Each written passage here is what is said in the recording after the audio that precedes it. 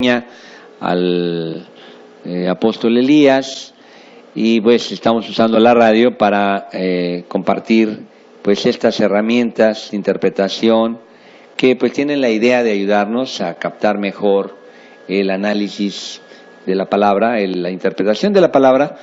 Y bueno, a mí me toca el privilegio, soy el pastor Manuel Lugo Martínez, y darles a ustedes este curso. Estamos ya cerrando pues prácticamente una semana. Hoy fue doble clase. A todos los que están acá, acaban de sintonizar la clase del día de ayer, ya la repusimos de 8 a 9 y la pueden ustedes conseguir en la red, está en YouTube. Aquellos interesados pues deben saber que hay este curso, está grabando también. Y pues tenemos aquí cómo ir preparando más y conocer mejor la escritura. Cerramos hoy. Estamos hablando del estudio gramatical.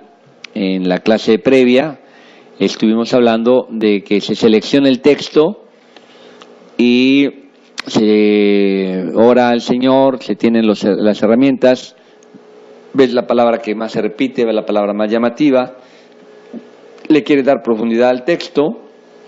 Vimos varios ejemplos, hay palabras con mucha carga, y bueno, ya vimos las 7 reglas que hay para cuando una palabra tiene varias acepciones, cuál seleccionar, cómo usarla. Por ejemplo, les decía, un ejemplo clásico es que dice, porque de tal manera amó Dios al cosmos, que dio a su Hijo unigénito, para que todo aquel que en él crea no se pierda, mas tenga vida eterna. Eso lo dice Juan en el Evangelio, Juan 3:16. Pero en primera de Juan dice, no améis al cosmos, porque el que ama al cosmos no ama a Dios, se vuelve enemigo de Dios. Entonces la palabra cosmos ahí en un momento pues es la misma, pero tiene connotaciones diferentes, porque como que Dios ama al cosmos y dice que el mundo no améis al cosmos. Bueno, pero la palabra cosmos puede tener la acepción de mundo como humanidad y de mundo como algo mundano. Entonces ya entendimos, una de las reglas sería que pues en el caso de Juan 3:16 se está refiriendo a la palabra cosmos al sentido que tiene de humanidad, porque de tal manera amó Dios a la humanidad que dio a su Hijo. Y cosmos en primera de Juan tiene la connotación de lo mundano, de lo pecaminoso. No améis la carnalidad, no améis la mundanalidad. El que ama la mundanalidad, las cosas que están en el mundo, que está corrupto, pues no ama a Dios, el amor del Padre no está en él. Es decir, eso es lo que vimos ya en la clase pasada. Y ahora vamos a hablar sobre lo que es la sintaxis. Mira, sé que muchas personas cuando ya dicen, ay, qué complicado está leer lo de la Biblia, no, mejor. Yo estoy hablando que estas son herramientas que va a ver con mucho agrado quien tenga el llamado a predicar la palabra, al que ahora le digo, se tiene que preparar uno, pues no vas a decir cualquier cosa, pues es la escritura que no sea un neófito. Hay gente que no sabe y además no le gusta aprender y si quiere predicar. No, yo nada más me inspiro, agarro la Biblia así, pero puedes decir cosas graves, cosas que inclusive sean herejías. Es que aquí la Biblia dice, sí, pero no sabes leer la Biblia e interpretarla bien. Pues no cualquiera se debe meter en esto, es delicadísimo eso. No queremos desalentar a nadie, porque además el que tiene el llamado a predicar, lo primero que tiene es el llamado a prepararse, y va a ver con agrado este tipo de casos. Otros van a decir, ay no, ahora tengo que aprender hasta sintaxis. Pues sí. ¿Qué es la sintaxis? Es el modo de combinar y ordenar las palabras dentro de un discurso, dentro de un texto. Entonces no solamente son importantes las frases, las palabras, sino el que también sepas el orden en que están. No solo la morfología, sino también la sintaxis. Mira, cada idioma tiene una manera de hablar de cosas. En español, pues la construcción sintáctica tiene una variedad. Ordenamos las palabras de alguna manera. Y bien, muchas veces también el que tú acomodes una palabra junto con otra de una manera o le des el orden adecuado, le da cierto giro, cierta importancia. Sin embargo, también en la lengua hebrea, pero la sintaxis ahí es diferente.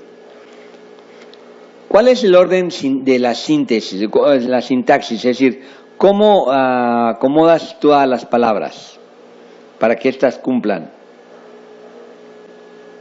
Para que tú puedas dar el lenguaje que tú quieres. El orden se puede pues ir colocando, ¿verdad?, las palabras de acuerdo a lo normal, o hacer algunos cambios cuando quieres darle un giro a la palabra, a la idea. Por ejemplo, en la lengua hebrea, que es donde está Pablo, cuando está pensando en hebreo, aunque escribe en griego. Ahora nosotros lo traducimos al español. Imagínate los tres cambios. Pablo piensa en griego, piensa en hebreo, está pensando en hebreo, lo pone en griego, pero tú lo lees en español. Entonces a veces se cambia la sintaxis, porque el orden de sintaxis usual es complemento, predicado y sujeto. Eso es en el hebreo. Entonces en el hebreo así es.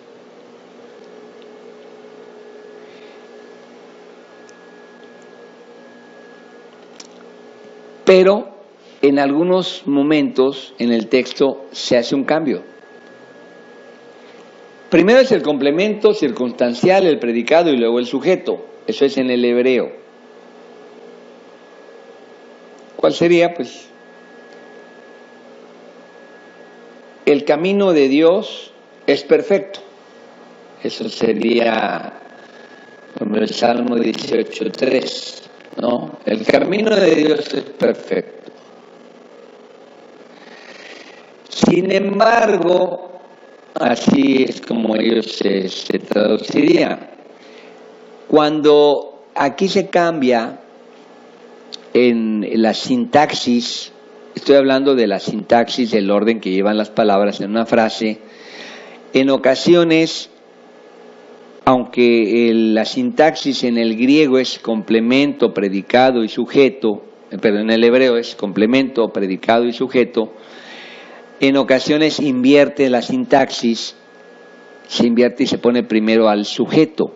Eso es cuando se quiere dar más fuerza. Por ejemplo, esto que está en el Salmo 18:3, el camino de Dios es perfecto, dice en el original, Dios perfecto es su camino. Y con esto se está dando, date cuenta cómo cambia. En el orden de la sintaxis en el griego, pues es como el español, sujeto, predicado y complemento. Eso sería pues lo que es. Pero en el sujeto, predicado y complemento, ¿verdad? Pero en la mente hebrea es diferente. Por ejemplo, vamos a un ejemplo para que yo pueda aclararles. Las bienaventuranzas, ¿cómo dicen? Bienaventurados los pobres en espíritu. Aquí se está haciendo resaltar, eso sería, primeramente estás hablando, ¿verdad? No estás poniendo en principio al sujeto. No dice los pobres de espíritu son bienaventurados, los que lloran son bienaventurados, los más, que sería poner al sujeto primero. No, aquí, de acuerdo a la mentalidad, no va primero el sujeto, el predicado y el complemento, es bienaventurados los pobres de espíritu. Se hace más énfasis en el término bienaventurado. Es decir, la manera en que colocas también las palabras, esto es importante. Entonces, la sintaxis en el hebreo es una colocación diferente y cuando quieren enfatizar, hacen cambios. Eso es para que quede claro para nosotros. Y bueno, en el sentido que estamos dando, las preposiciones, también es muy importante decirlo, en el Nuevo Testamento son de mucha importancia. Tienen la ventaja de que hay expertos, autoridades que nos hablan de las preposiciones. Es importante, porque por ejemplo, mira, estando en una preposición muy común, en Cristo, es una preposición, estando en Cristo, que tiene esa preposición en, pues tiene un gran sentido, tiene una profundidad muy rica. Entonces, las preposiciones van a permitir que los matices o significados puedan ser más ricos, te puedan ayudar, porque recuerda que pues nosotros estamos hablando de la palabra divina envuelta en ropaje humano, y entonces muchas veces todas las posibilidades que tienen el saber manejar esto te ayuda a tener una mejor orientación. Y también pues muchas veces las conexiones entre frase y frase, que son las dadas por las conjunciones. Estas relaciones a veces te ayudan a entender pues cómo se van conectando los párrafos. Sin embargo, hay textos bíblicos que de pronto tienen como cortes bruscos que interrumpen el pensamiento, y para que esto pues precisamente no pase, se utilizan conjunciones como pues.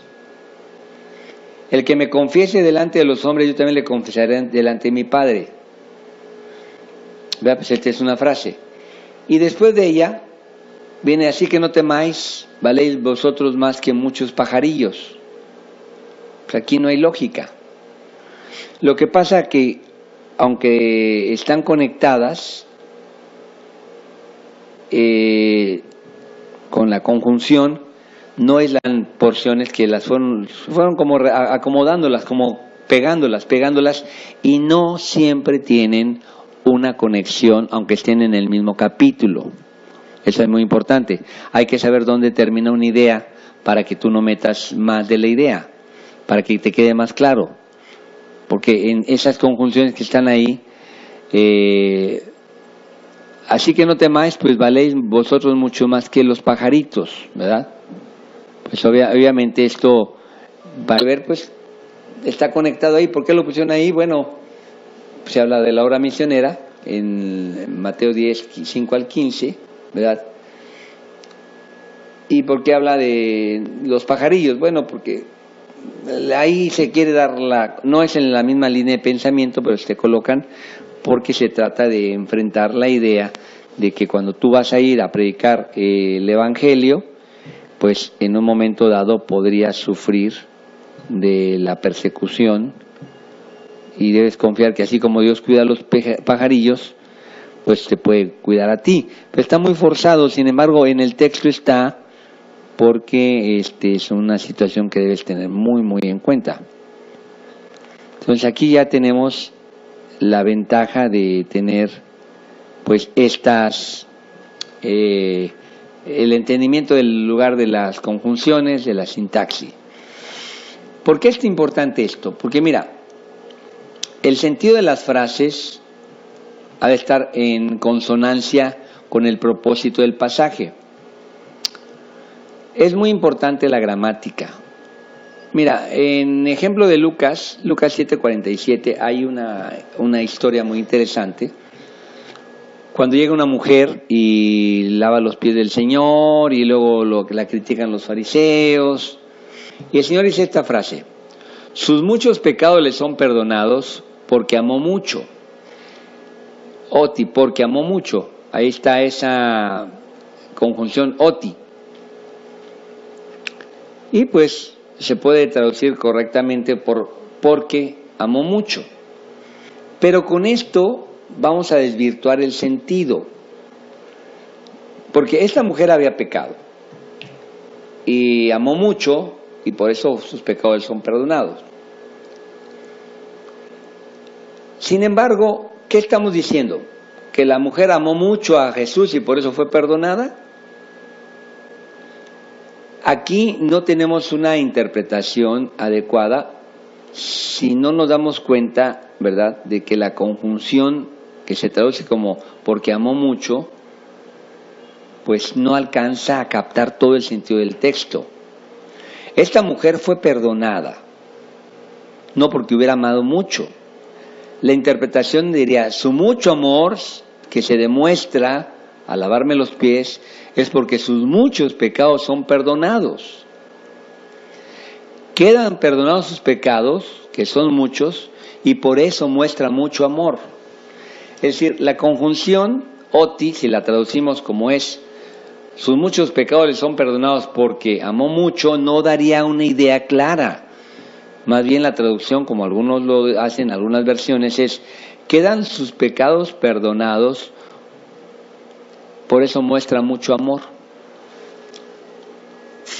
Quedan sus pecados perdonados, que son muchos, y por eso muestra mucho amor. Entonces ya aquí nos da una idea más clara, ¿no?, de cómo lo que tenemos aquí pues es precisamente una oportunidad de conectarnos.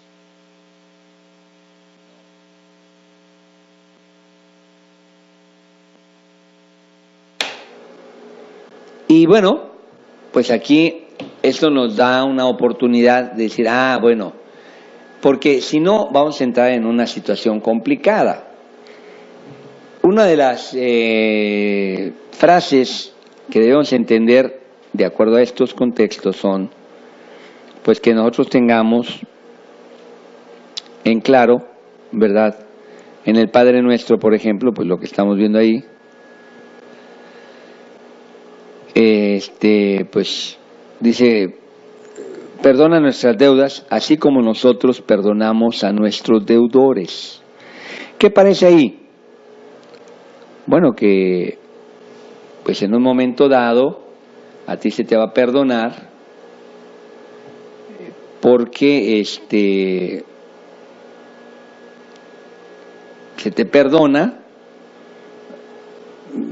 mis pecados, Dios, o sea, perdona mis pecados así como nosotros perdonamos a nuestros deudores. Como que tú le estuvieras dando a Dios la muestra de cómo se debe perdonar. Y entendemos que eso no es así. Tú no vas a perdonar a Dios, Él no te va a perdonar a ti, porque en un momento dado pueda Él tomar el ejemplo, sino más bien, ¿cómo traduciríamos ahí? Bueno, pues ahí vamos a traducir, entender, Señor, dado que tú me has perdonado mucho, así como tú me has perdonado, yo perdono. Perdona nuestras deudas, así como nosotros perdonamos a nuestros deudores. Es decir, yo al recibir tu perdón puedo perdonar. Es muy difícil, por ejemplo, el Padre Nuestro traducir esa parte. Porque dice, perdónanos nuestras deudas, así como nosotros, pero o sea, mira, toma el ejemplo, así como yo perdono, tú perdona. Pues no, ¿verdad? No es así. Es realmente que en función a que Él te ha perdonado, tú ahora pues vas a poder perdonar. Como lo dice más adelante, si no perdonáis a los hombres vuestras ofensas como el Padre os ha perdonado, pues perderás el perdón que Dios te había dado. ¿Qué significa eso precisamente? Entonces estamos aquí entrando a la importancia que tiene, ¿verdad?, todos estos puntos que estamos señalando de la gramática. Es entonces recordar que, pues si dices, oiga, yo no tengo ni buenas bases del español, por ahí debemos empezar, aprende español. Porque si no sabes tu propio idioma, pues ¿cómo vas a hablar de otros idiomas? ¿Cómo vas a hablar de una palabra? No, pero es que tengo muchas ganas de predicar. Sí, pues prepárate. Estudia.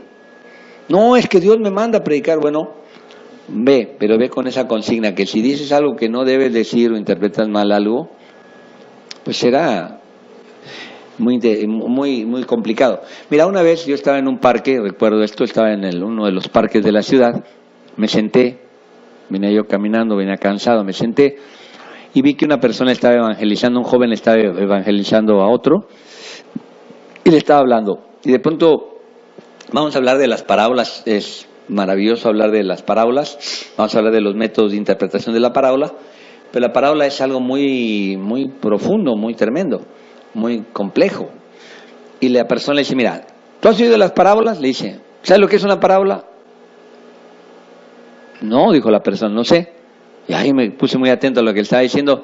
Pues mira, la propia palabra lo dice, parábola, parábola, para hacerte bolas. Mira qué explicación tan pues dada de una persona que es ignorante, pero está predicando. Dice, yo te voy a explicar, porque es que si tú la lees no la vas a entender, porque la parábola es para hacerte bolas.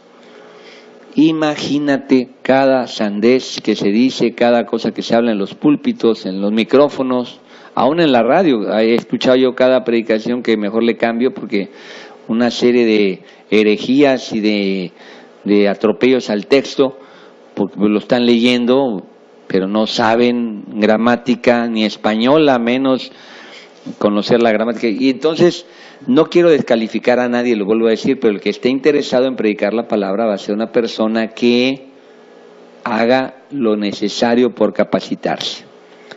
Entonces hay que aprender la síntesis, hay que aprender el orden de la sintaxis, hay que aprender cómo se dan pues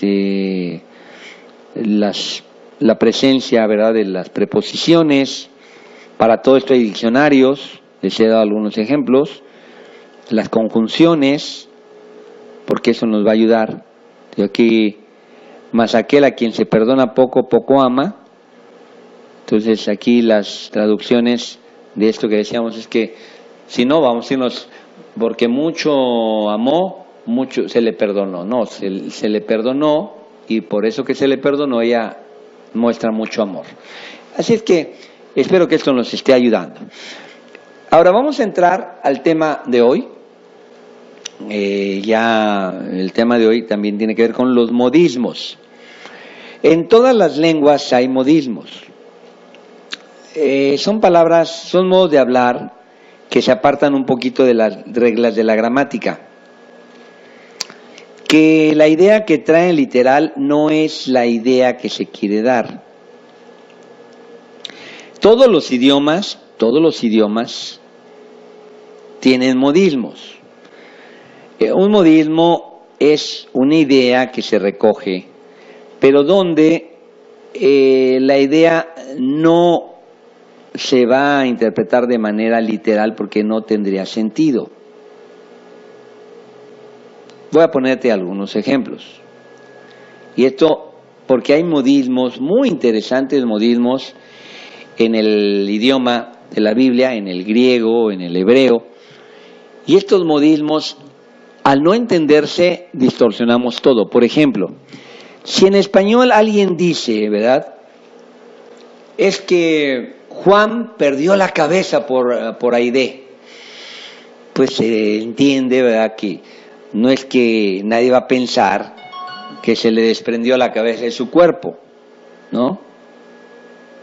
Pues es un modismo, es una manera de hablar que no es literal. Es una frase coloquial. O, cuando la ve, se la come con los ojos. Pues estamos diciendo que la ve de una manera vehemente, apasionada, que la admira. Esos son modismos. Y bueno, precisamente en el hebreo y en el griego hay modismos.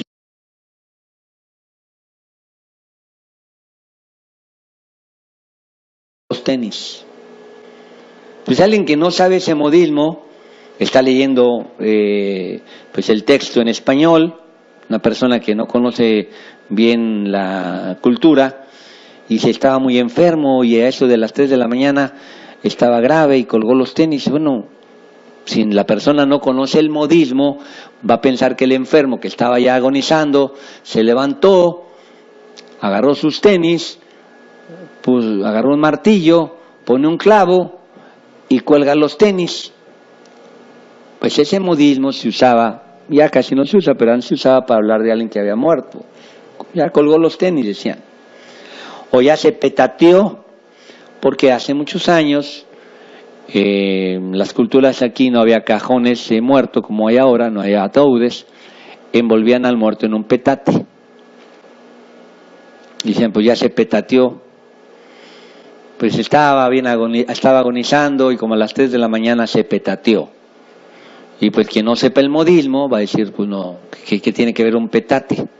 Para empezar ya la gente ni conoce qué es eso. Entonces imagínate, pues también en la Biblia hay modismos y tenemos que saberlos identificar porque de otra manera pues tendríamos problemas. Y en el hebreo hay 5 grupos de modismos. Mira, hoy voy a hablar de un tema que es tan apasionante porque al leerlo te vas a dar cuenta pues de cómo estos modismos le van a dar un sentido. Yo he escuchado personas que incluso se pelean. Tú tienes que aborrecer a tu familia, aborrecerte a ti mismo, aborrecer a tu padre, aborrecer a tu madre. Imagínate, alguien llega y dice, papá, te aborrezco, te odio. Ahora que soy cristiano, como amo a Cristo, te aborrezco. Aborrezco a mi madre, aborrezco a mis hermanos, aborrezco a mi familia. Porque si te vas a la Biblia así dice, ¿verdad? El que no aborrece padre, madre, esposa, hijo, no es digno de mí, y el que no aborrece su propia vida no es digno de mí.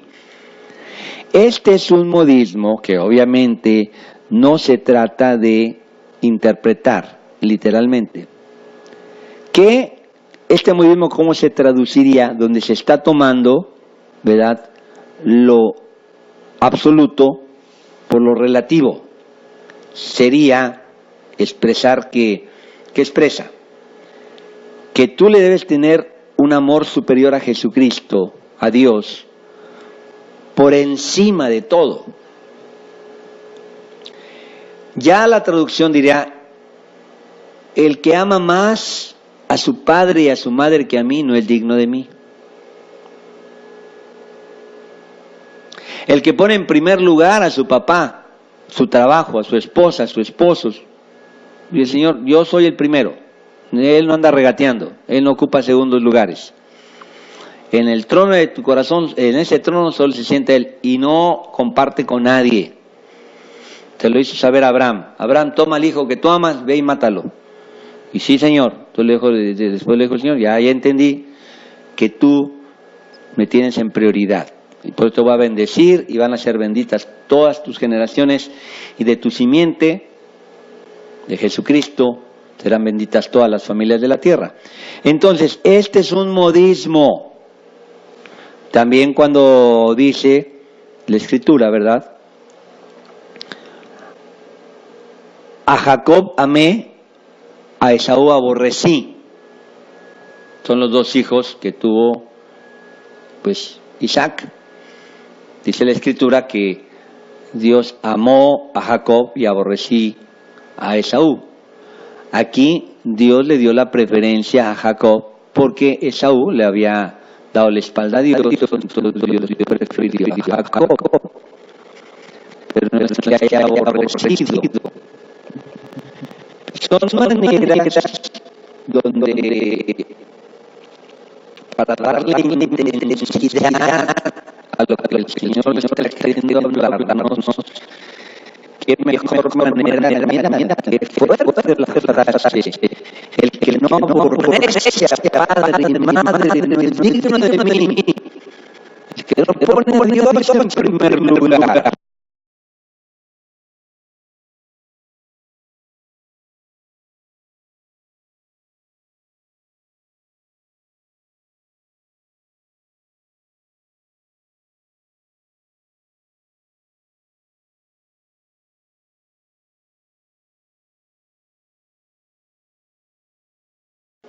¿no?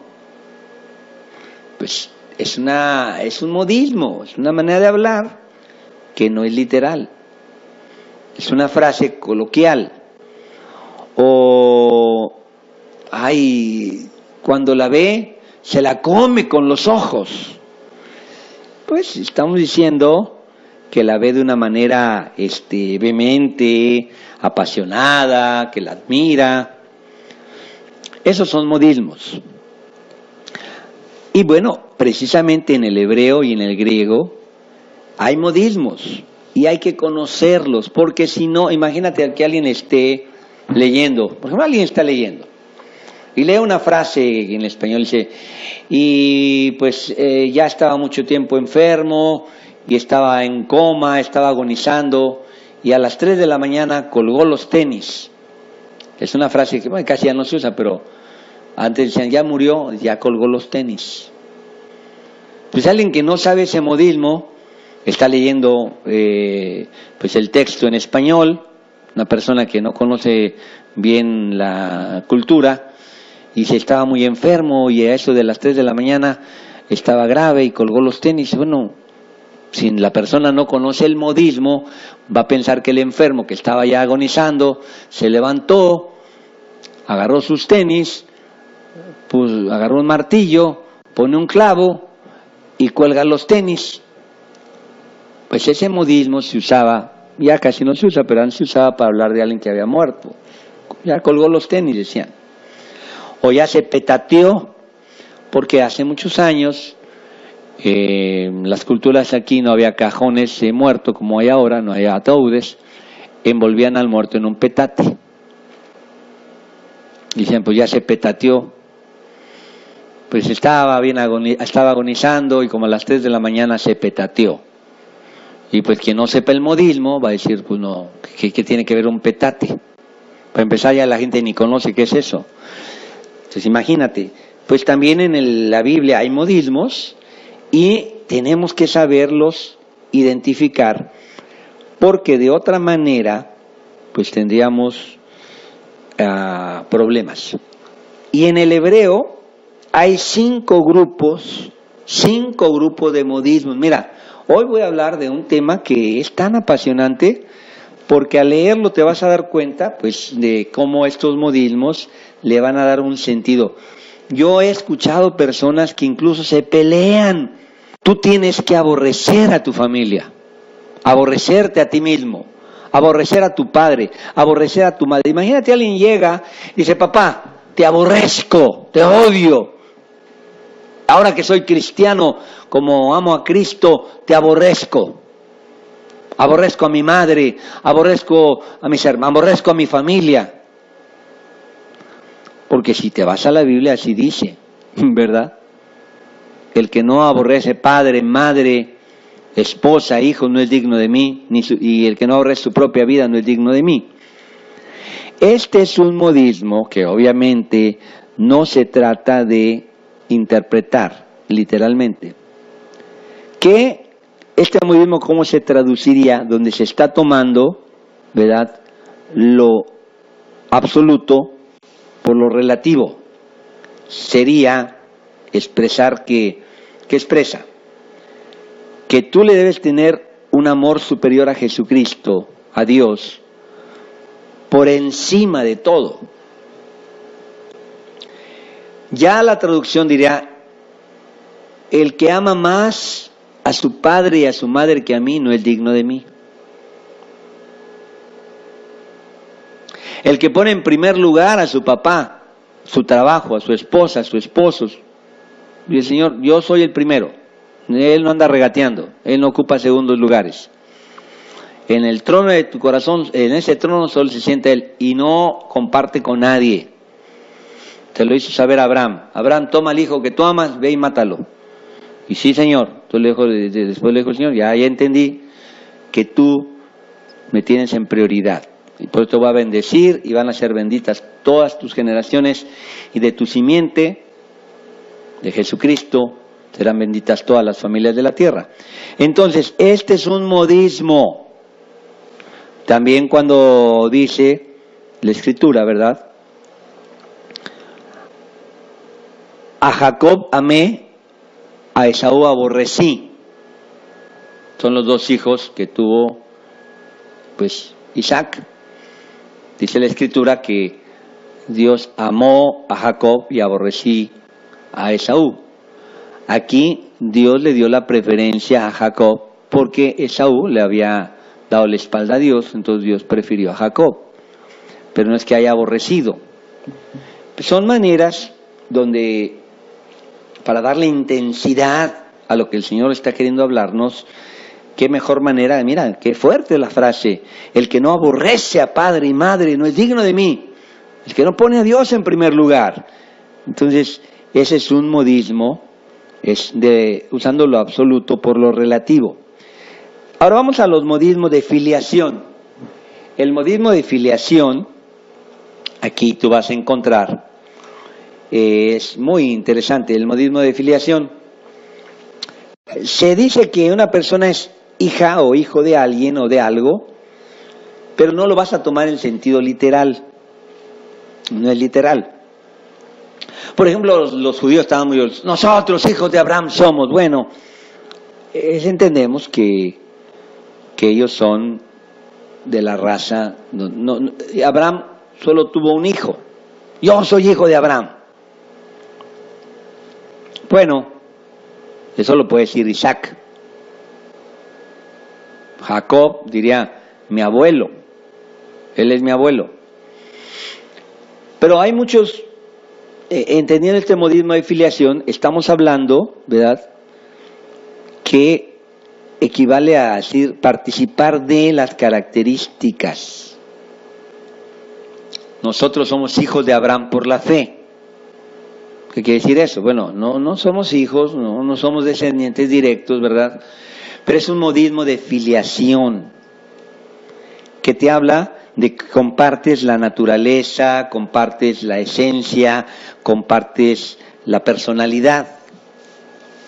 Cuando Jesús le dice a los discípulos que eran hijos del diablo, en Juan 8:44, está dando a entender que ellos tienen rasgos del diablo, como el homicidio, la mentira, el odio.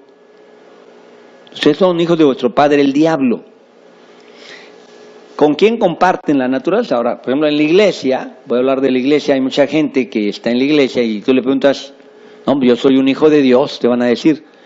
Bueno, y dicen mentiras, ofendes, engañas, traicionas, pues eres un hijo del diablo. Se va a golpear. No, pues Jesús lo dice. Estás el estilo de vida, el pensamiento. Entonces, aquí entendemos que esto es precisamente como cuando ven, dice, y cuando que vuestro Padre vea vuestras buenas obras, ¿verdad? Los hijos del mundo pues son los hijos que comparten los criterios del mundo, y los hijos de Dios comparten pues los criterios de Dios. Entonces, este modismo de filiación se usa, por ejemplo, también hablar de los hijos de desobediencia. Está eso en Efesios, aquellos cuyo pues distintivo es la rebelión contra Dios, que los va a llevar a ser desobedientes. También en Tesalonicenses, segunda Tesalonicenses, se habla de los hijos de perdición, aquellos que van a ir a la ruina. Entonces, esos son hebraísmos que pues se habla precisamente de eso, hijos es un modismo de filiación. Entonces tenemos estos que son modismos importantes de entender, de lo absoluto por lo relativo, de lo relativo por lo absoluto.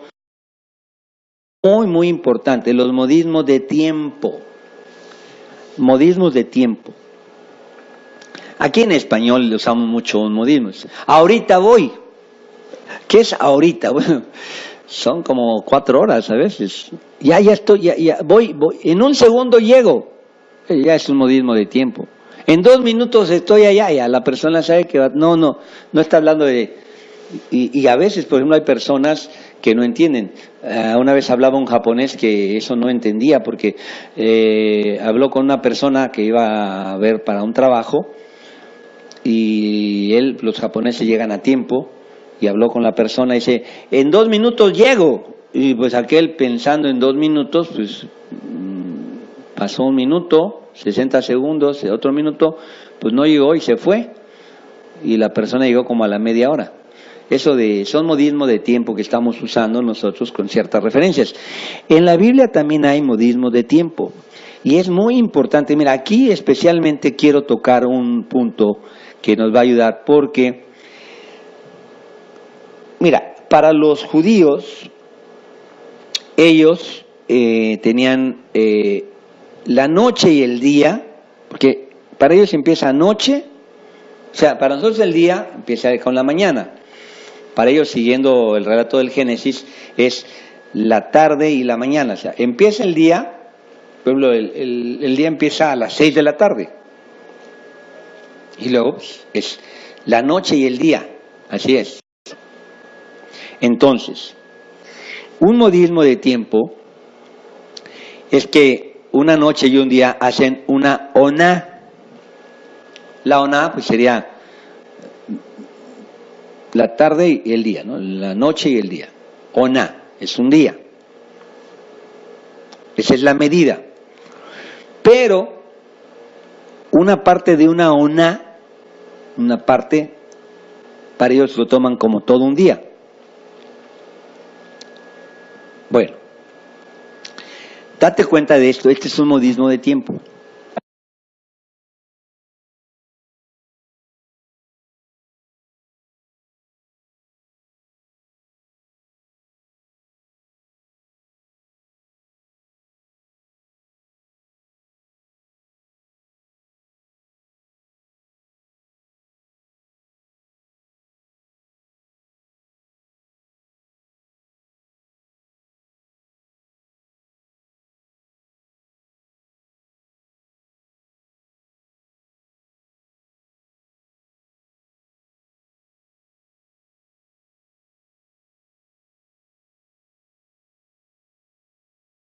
Eso sería el problema.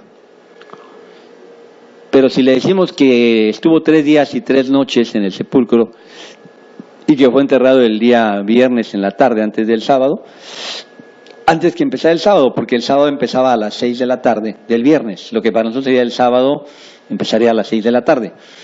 Entonces Jesús fue pues enterrado, y si tú vas haciendo las cuentas, dices, bueno, el día viernes a las 5 ya es un pedazo de día, ya es un día.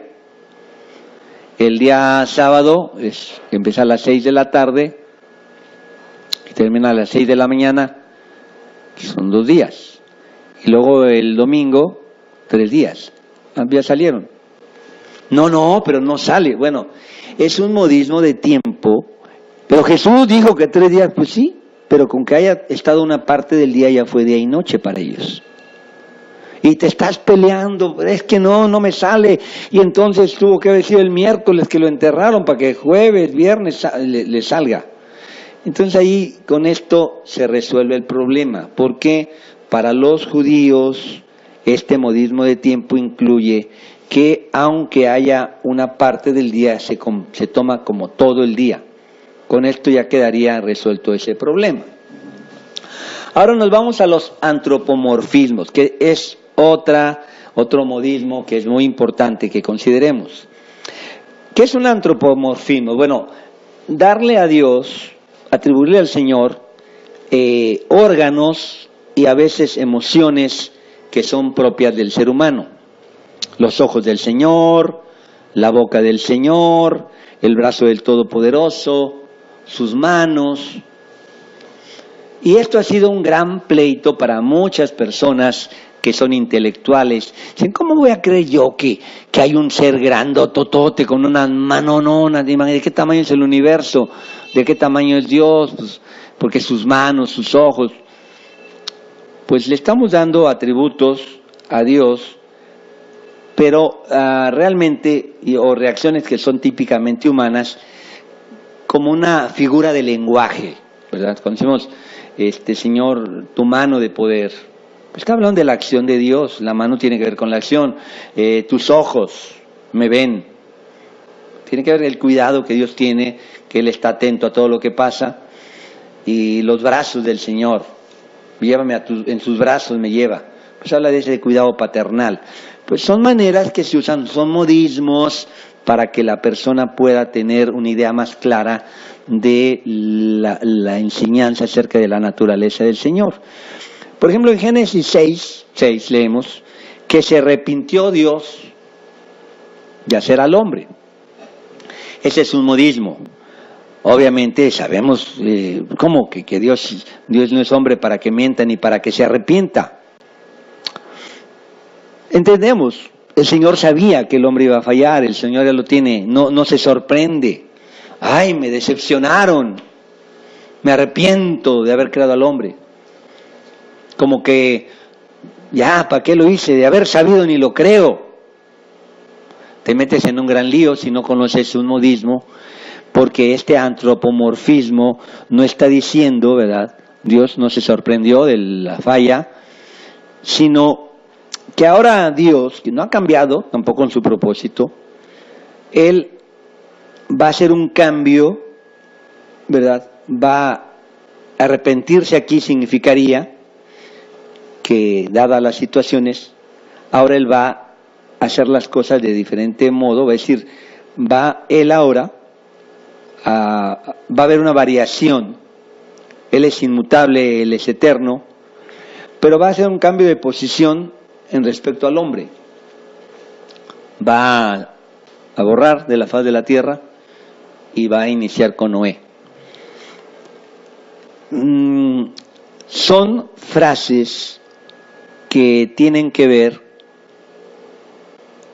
con una descripción para que pues nosotros podamos tener más claro, ¿verdad?, lo que es el estudio de pues gramatical del texto que nosotros tenemos. Entonces son modismos que son importantes considerar, son modismos de tiempo, son modismos que nos ayudan a encontrarle pues el sentido, ¿verdad?, a la escritura. Estos modismos de tiempo, estos modismos de filiación, el modismo de lo absoluto por lo relativo. Entonces aquí tenemos el análisis lingüístico. Voy a hacer una recapitulación de lo que llevamos aquí.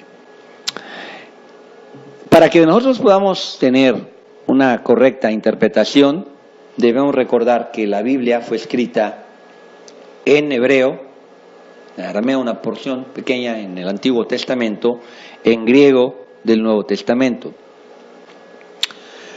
Que estos lenguajes tienen su ropaje, que esos lenguajes tienen su sintaxis, su gramática, que incluye conjunciones, preposiciones, que estos lenguajes tienen sus giros idiomáticos, sus modismos, y que tú tienes que empaparte, vuelvo a repetir, no tienes que ser un experto en filología, gramática, no, pero sí tienes que estar preparado lo mejor que puedas, por eso se está dando este curso, para que tú puedas tener una comprensión más correcta, más exacta, una buena interpretación. Seleccionas el texto, has estado orando, tienes los diccionarios, tienes las concordancias. No, es que yo no quiero, bueno, vas a pelearte con eso. Yo no me quiero, ya estamos entendiendo que demanda un esfuerzo. Tienes diccionarios teológicos, un texto te ha llamado la atención, lo seleccionas, ves cuáles son las palabras más fuertes del texto, las que traen más connotaciones, las buscas, las que más se estén repitiendo, tal vez en esta porción, con diccionarios buenos, diccionarios teológicos, vas encontrando, ¿verdad?, las palabras. Se procura que se entienda la palabra como se usaba el usus loquendi, que es un término técnico, usus loquendi, el que tenga los apuntes lo va a tener. El usus loquendi pues habla de cómo esa palabra se vestía en su tiempo, qué significaba. Dimos varios ejemplos que te van a permitir entender la profundidad, palabras como carne, la palabra como, pues en el momento dado, mundo, la palabra casa, la palabra ley, los términos son importantes, la palabra pecado, la palabra pues, justificar, son palabras con mucha carga teológica. Y una vez que ya tienes esto, pues vas buscando interpretar adecuadamente usando las leyes. Hay 7 leyes que ya di, para que tú puedas tener cuál es de todas esas palabras, pues el significado más apropiado. Hay 7 reglas que ya dimos.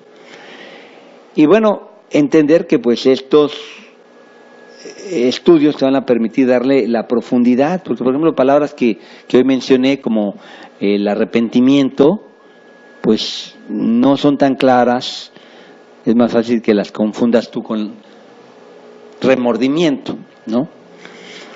Y bueno, también es importante el orden, el estudio gramatical, la sintaxis, cómo van colocadas las palabras en el texto, cómo se relacionan, cómo se usan las preposiciones, las conjunciones, esto, pues, esos énfasis que pueden darse con la gramática, que nos van a ayudar a entender bien el texto, y pues también el que hay giros idiomáticos o modismos. Hoy hablé de estos que se han clasificado en 5 tipos, del uso de lo absoluto por lo relativo, de lo relativo por lo absoluto, modismos de filiación y modismos de tiempo, junto con los antropomorfismos, que esos son pues precisamente los que te van a dar una mejor idea. Entonces ya con eso te puedes tú dar a la tarea, ¿verdad?, de tomar este curso. Ya hay las grabaciones. Nuestra hermana Jenny hace un gran trabajo al apoyarnos, al subirlos a la red. Puedes checar, esta es prácticamente la lección 15, estamos llegando, ya son pues 3 semanas, el curso va para largo, van a ser 40 temas, y ahí vamos, estamos desmenuzando, estamos ayudando, ya van a poder ustedes tener el material esta semana, espero ya ponernos al corriente de las 2-3 semanas que llevamos, para que ustedes puedan seguirnos. Estoy dándoles que es la hermenéutica, es la interpretación de la Escritura, cómo se da, cómo se vive la hermenéutica, pues esperando que esto pueda ser para todos esa herramienta, ¿verdad? Esa herramienta con la cual nosotros pues conocemos, nos contactamos. Y bueno, quiero animarlos porque realmente, simplemente al leer la Escritura de esta manera, tiene más riqueza para ti, tienes más claridad, puedes tú dar un mejor mensaje. Muchas personas, lo debo decir, una buena intención, pero no con la interpretación correcta, pues han generado muchos problemas de interpretación que llevan a que haya una fe muy débil, muy frágil, muy inestable, a que no alcancemos a apropiarnos de la riqueza que hay en la Escritura. Pasajes como los que estaba yo leyendo en Romanos que te hacen pensar, bueno, ahí la Biblia dice que yo, pues por más que quiera no voy a poder cambiar, las cosas que quiero hacer no las puedo hacer. No, eso no dice la Biblia está hablándonos de esa porción del hombre cuando está sin Cristo. Es muy interesante, por ejemplo, hablando de la fuerza que tienen las preposiciones. Estar en Cristo es vivir en un ambiente, en una conexión con Él. Ahora Él ha dicho que pues es importante que lo sepamos. La preposición epi, quiere decir pues sobre. La preposición en quiere decir dentro, en el ambiente. El Espíritu Santo está sobre mí. Y el Señor dijo, el Espíritu Santo será en vosotros. Entonces el Señor quiere que al final de todo este estudio lo que tengamos sea una idea más clara de Él y de la obra que Él quiere hacer nosotros. ¿Qué va a significar esto para ti? Bueno, que te prepares, que puedas llegar a tener una mejor calidad de comprensión y una mejor aplicación, que eso es lo que termina pasando, la comprensión. Pues por lo pronto deseo que todos ustedes hayan aprovechado este tiempo y nos estamos escuchando el día lunes. Me despido con la confianza de que el Señor nos ha de dar un buen fin de semana. Estemos orando. En mis sueños siempre está. Oremos para que el Señor tenga misericordia de este país que está envuelto ya en una escalada de violencia y que podamos nosotros ser guardados en paz.